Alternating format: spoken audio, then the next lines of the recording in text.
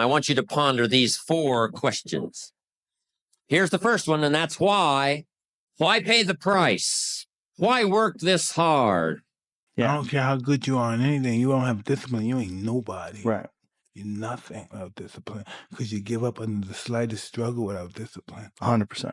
I mean, discipline is doing what you hate to do, but do it like you love it. Doing what you hate to do, but do it like you love it. That is a great quote.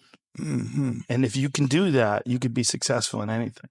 You know what I mean? I live by the rules of that ego, and I've accomplished so much. And a dominator ego. Yeah. Right. You're set. Oh, to all about confidence. destroying people. Yeah. Just anybody, you could be a lawyer, 200 pounds, I'm staring you down. It was a weird environment growing up that way. You know, because we as people, we try to avoid fights. You know what I mean? Right. From my instincts, we avoid fights for all our lives. And just to be able, this is what you do, like you're a UFC guy, you're a fighter. This is what you do for a job, a lifestyle.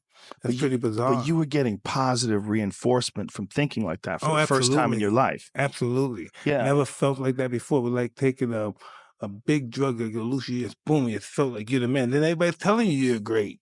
Yeah. You know? For the first time in your life. Never understood that. And you know what else Custom Model used to do with me? He used to take me to a hypnotist. He was a hypnotist as well. Yeah, and I used to go in the hypnotist motions. What kind of shit did they make you do? You know, Like how they do it? You relax, you go under, you totally focus on blackness, nothingness. Right. You go under and just being this savage, intelligent animal. You're just working. You're going to do this. You're a ferocious animal. You're going to fight, puff both hands to the body. You'll use your jab. You're going to do this in ferocious fashion. And they seeked all that in me as I was younger. And you were like 12, 13 years old? Yeah. Wow. So they're putting you under and just teaching you that mindset. Yeah. Whoa. Did he give you any advice on how to shut it off? No. No. He was probably like, I don't have any time. He was probably like, I don't have any time. I'm the most brutal and vicious and most ruthless champion there's ever been. There's no one can stop me. Lynx is a conqueror. No, I'm Alexander. He's no Alexander. I'm the best ever. There's never been anybody as ruthless. I'm Sonny Liston. I'm Jack Dempsey. There's no one like me. I'm from Nairclaw. There's no one that can match me. My style is impetuous. My defense is impregnable. And I'm just ferocious. I want your heart. I want to eat his children. Praise be to Allah. Are you saying now, Mike? That's right. Sacrificed so much for it already and dedicated so much of my time that I have to push it as far as I possibly can. I don't want to be number 2. I want to make this city proud, you know? That's a main reason for me. I like to say I just want to win. Slow motion is better than like no motion. Like slow progress is way better than just not having nothing. And I feel like today's like right now, people aren't patient. Like I swear to God, I just feel like people are not patient with the blow up. I feel like people are just trying to rush and trying to hurry up and do this and this, knowing that shit gonna take years. They want to go viral on that. They want to go viral so fast. Like it's like, bro, like you have to wait. And I just say play the back until it's time to play the front. And when it's your time to play the front, you go full throttle. Like today, like now is the time. The dumb shit that I've done or the bad mistakes that I've made, they've taught me. You know, you learn.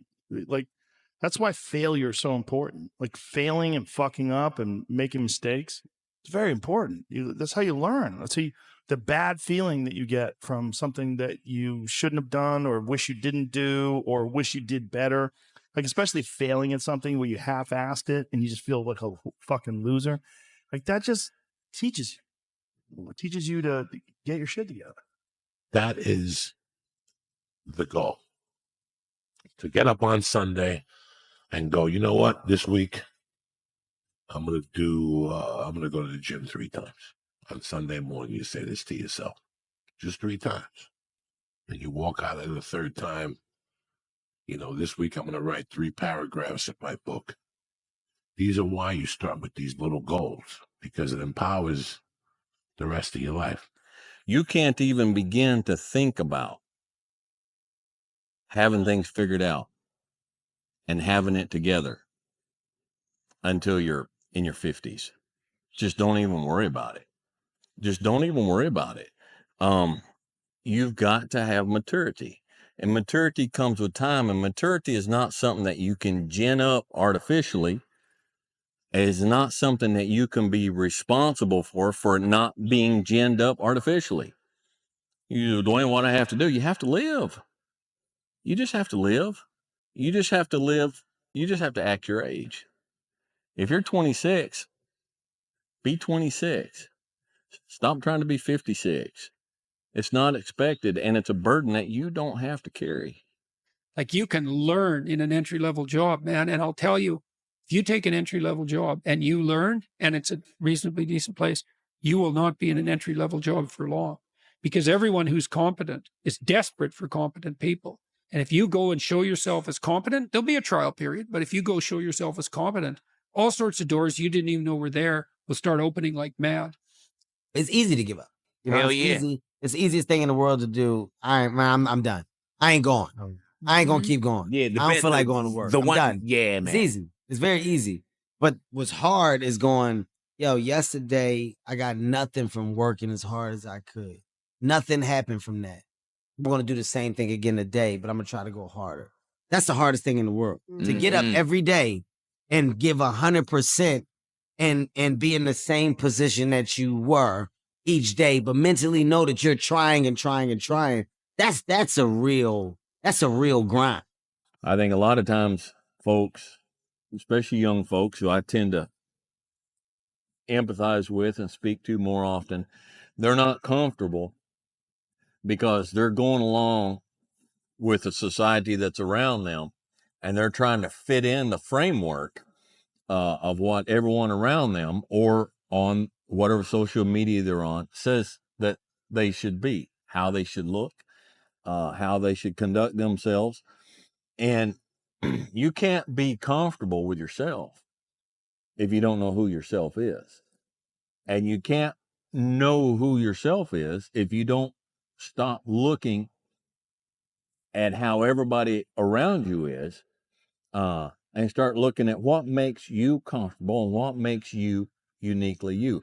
There's roughly close to, I guess, about 8 billion people on this planet, but there's only one you. Would you stand out in the crowd? Not in a bad way. What makes you you doesn't need to be something that's immoral, or obnoxious, or uncomfortable, but just uniquely you. Just you. What's your morning routine like? Or do you have a morning routine that you like, or do you just kind of fasted cardio? That's what I like to do, or fasted yoga. That's my most recent thing. Is I'm doing either 14 to 16 hours, depending upon what my day looks like. Nice. So I'm intermittent fasting, and then I usually either like yoga or running in the morning. Today was running, and then I'll do something in the afternoon, either martial arts related or weightlifting related.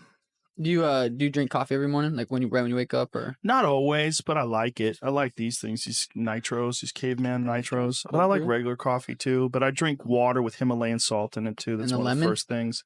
Yeah, I put a little lemon in there too. Do that every morning? Sometimes. Sometimes I throw a little cayenne pepper in that motherfucker. Wow. Any apple cider ever vinegar? I do that stuff sometimes too. I take a lot of probiotics. those are the I eat a lot of kimchi. I find like kimchi and game meat is like, I've been on this kick for the past 3 or 4 months where I just eat kimchi and elk like 3-4 times a week and that stuff. Yeah. Dude, it's hard when you eat some Yeah. elk before bed and you wake up hard as a rock, wanting to fuck people up. Dude, you're like, what the fuck? People don't know, man. They don't know. You're eating a super athlete. If you eat elk, you're literally eating a super athlete. You know? How long's your training routine take you? Generally 2 hours. A regular day for me is 2 hours. But it depends. One of the things I do is I use, when it comes to training, like with weights and kettlebells, I treat kettlebells like it's a skill. And I think that is something that I learned from Pavel Tsatsouline and studying his Strong First protocol. Mm-hmm. He advocates a long rest period in between workout sets and more repetitions in terms of volume by virtue of the fact that you have larger rest periods. And a lot of people feel like they're being lazy when they do that because they're not pushing themselves. But I push myself doing other things. Right. If you look Before at the the- general population and you get a bunch of weak bitches and you get them together, how many of them are going to keep it together? How many of them are going to run every day? How many are going to work out every day? Very, very, very few. You're dealing with outliers in particular just by virtue of what you do. How many people are willing to put the work in to achieve this? Not many. How many people are going to achieve this physique? Very, very few, right? Thank you. So we're talking about outliers. We're talking about that's what I like. I like outliers. I don't like people like, it's too hard. I can't hear that. Why go this far? Why try to learn this much? Why try to do it all? Why try to see it all? Why try to have it all? Why do it? Why learn it? Why study? Why put yourself out? Why try to take on this much responsibility? Why develop yourself to the full? Why try to become all that you can possibly become? Why try to earn as much as you can earn, share as much as you can share, develop every skill you possibly can, see every human you possibly can, go to every class you possibly can, touch everybody you possibly can?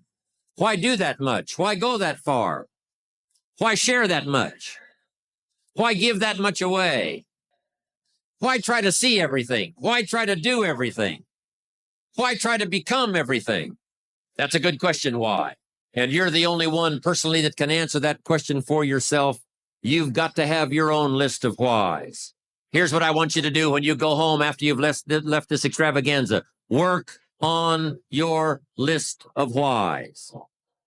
One of the big thrusts for success is to come up with a strong enough why. In leadership training, here's what we learn. If the why is powerful, the how is easy. But if the why isn't strong, if your goals aren't powerful, if the vision isn't clear, the old prophet said, without a vision, we die. Without a vision, we perish. Without a dream, we're nothing.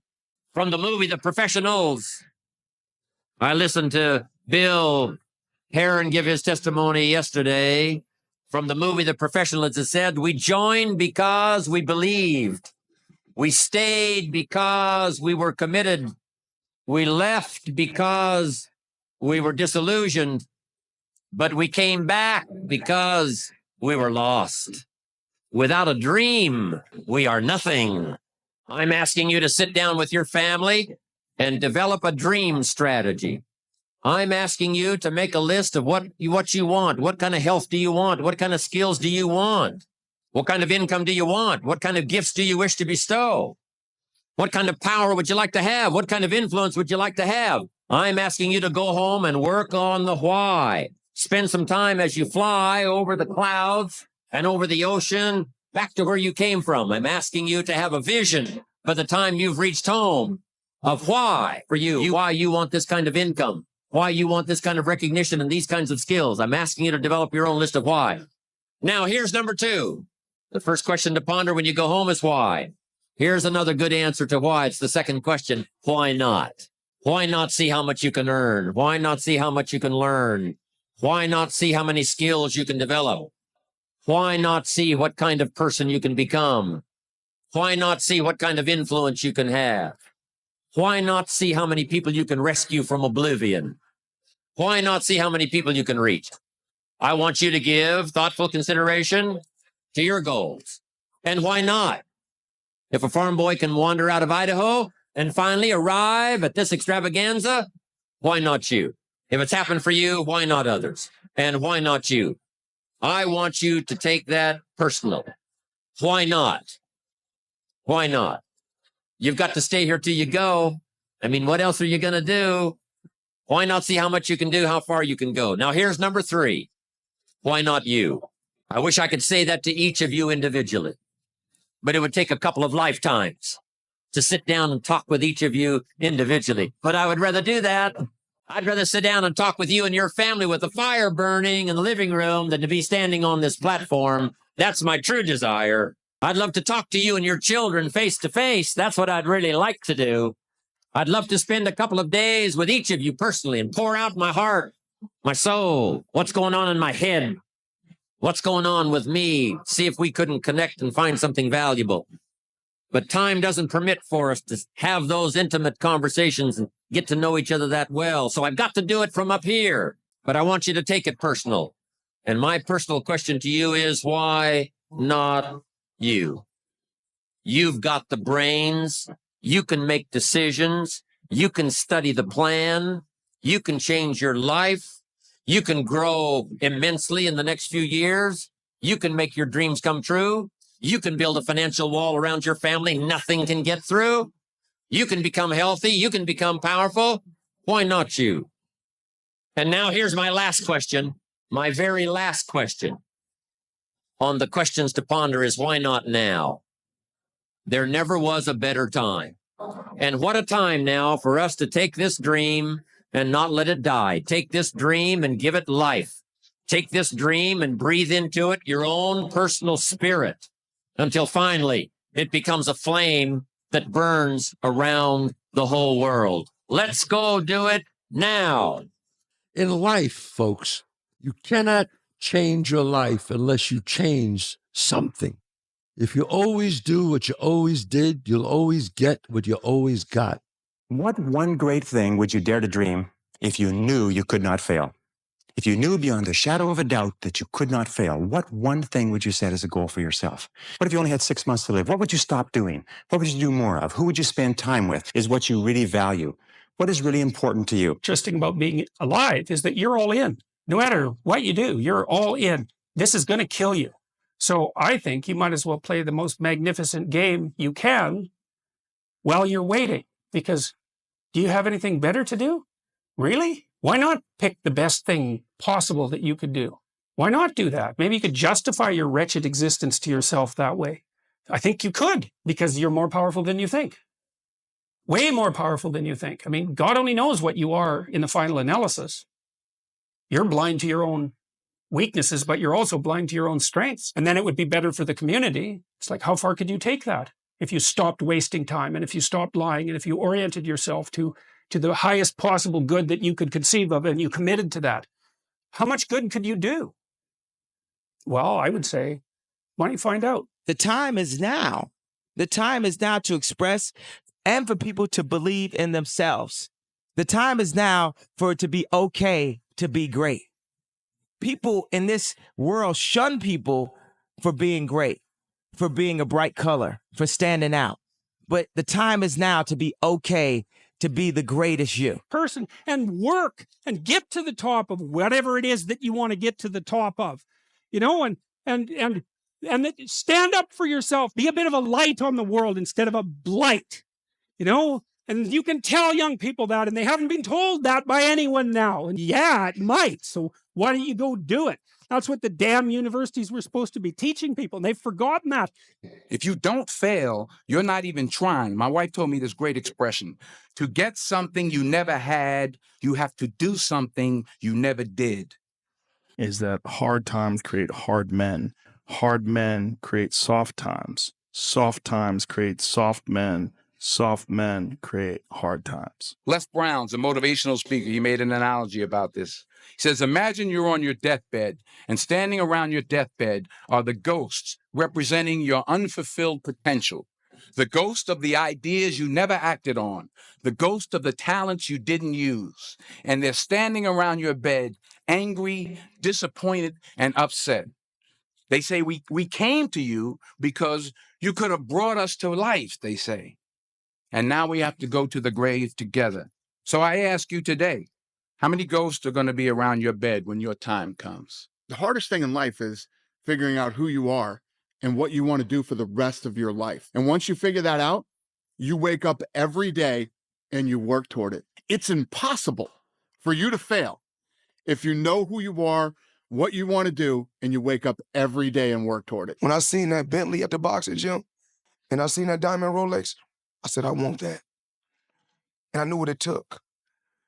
So I know when my opponent is asleep, I'm out there at 4 or 5 in the morning, chopping trees, working, to this day. Because I can retire today. I'm well off, very comfortable. But I got the will to win. Work, work, work, work, work. No results, but I'm a little bit better. Work, work, work, work, work. Work, work, work, work. No results, but I'm a little bit better. Work, work, work, work, work. No results, I'm a little bit better. Work. Boom. Just got paid. I just got paid. And it looks like overnight success. Yeah. It's like, oh, shit. It happened in a year. No, bro. Sacrifice temporary fun for permanent dreams, or sacrifice your permanent dreams for temporary fun. Those times when you get up early and you work hard, those times when you stay up late and you work hard, those times when you don't feel like working, you're too tired, you don't want to push yourself, but you do it anyway. That is actually the dream. when they saw me in the gym in the pumping iron days. They said, why is it that you're working out so hard? 5 hours a day, 6 hours a day, and you have always a smile on your face. The others are working out just as hard as you do, and they look sour. And I told people all the time, I said, because to me, I am shooting for a goal. In front of me is the Mr. Universe title. So every rep that I do gets me closer to accomplishing that goal, to make this goal, this vision turn into reality. Every single set that I do, every repetition, every weight that I lift will get me a step closer to turn this goal into reality.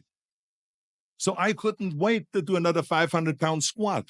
I couldn't wait to do another 500-pound bench press. I couldn't wait to do another 2,000 reps of sit-ups. I couldn't wait for the next exercise. We got to face adversity. Adversity breeds character. We have to be willing to go through hardship, through suffering, through pain, through crying periods. All of that stuff. Don't shy away from any of that because it just makes you stronger. And I think today, a lot of times, our youth is so into kind of, oh, let's make him feel good. Oh, no, let's be more sensitive. Well, you should be afraid of taking risks and pursuing something meaningful. But you should be more afraid of staying where you are if it's making you miserable. It's like the first thing you want to do is dispense with the idea that you get to have any permanent security outside of your ability to contend and adapt. It's the same issue with children. It's like you're paying a price by sitting there being miserable. You might say, well, the devil I know is better than the one I don't. It's like, don't be so sure of that. The clock is ticking. Yeah, and if you're miserable in your job now and you change nothing, in 5 years, you'll be much more miserable and you'll be a lot older. What would have had to have happened in a week for you to look back on that week with pride? Okay, maybe stop breaking promises to yourself. When you say, I'm going to wake up tomorrow at 7 a.m., and when the option comes to hit the snooze button, don't do it. There's one win that you've got for the day. That's action. Okay, well, like you get a job? Like when do you become a man? You become a man when you become responsible for other people. And part of that is taking accountability. And so like I'm very new to this being a man thing. And I'm still not there. That told me going to war made you a man. Going to prison and coming back makes you a man.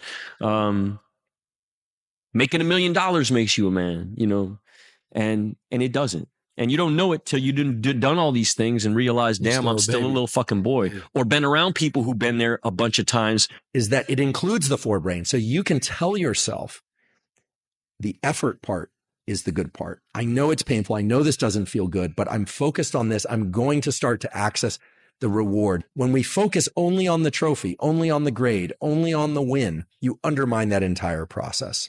Is without question the most powerful aspect of dopamine and our biology of dopamine.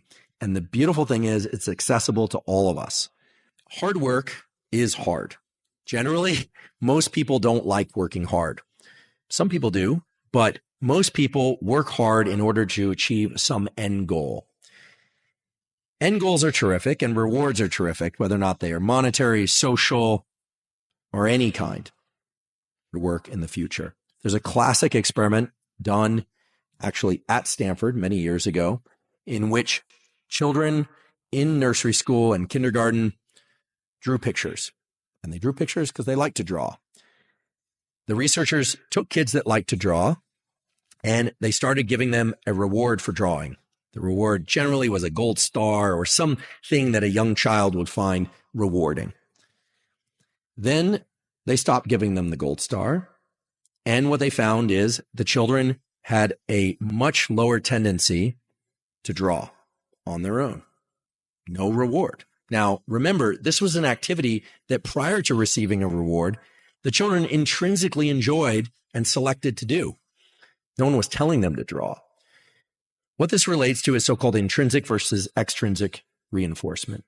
When we receive rewards, even if we give ourselves rewards for something, we tend to associate less pleasure with the actual activity itself that evoked the reward. If you get a peak in dopamine from a reward, it's going to lower your baseline. And the cognitive interpretation is that you didn't really do the activity because you enjoyed the activity, you did it for the reward. the feeling of friction and effort to an internally generated reward system. You're not just pursuing the things that are innately, you want it to feel better. You want it to feel even pleasurable.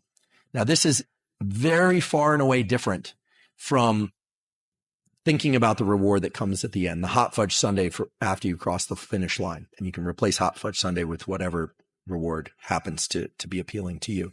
We revere people who are capable of doing what I'm describing. David Goggins comes to mind as a really good example. Many of you are probably familiar with David Goggins, former Navy SEAL, who essentially has made a post-military career out of explaining and sharing his process of turning the effort into the reward. The ability to access this pleasure from effort aspect of our dopaminergic circuitry is without question the most powerful aspect and the beautiful thing itself.